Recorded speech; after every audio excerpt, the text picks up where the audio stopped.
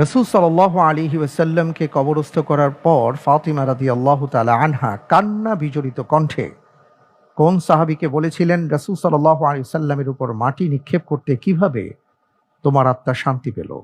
কাকে এই কথা বলেছিলেন? এ আনাস ইবনে মালিক, B Hasan ibn Ali, C Hussain ইবনে আলী, ডি আলী ইবনে আবি তালিব রাদিয়াল্লাহু আনহু।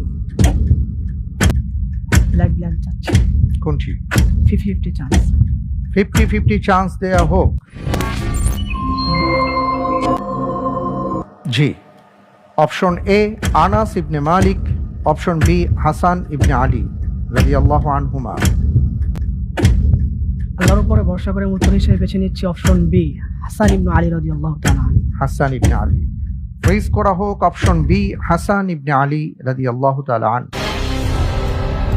আপনি 50-50 চান্স নিয়ে উত্তর দিয়েছেন বি হাসান ইবনে আলী রাদিয়াল্লাহু তাআলা আনহুকে ফাতিমা রাদিয়াল্লাহু তাআলা আনহা এই কথাটি বলেছিলেন।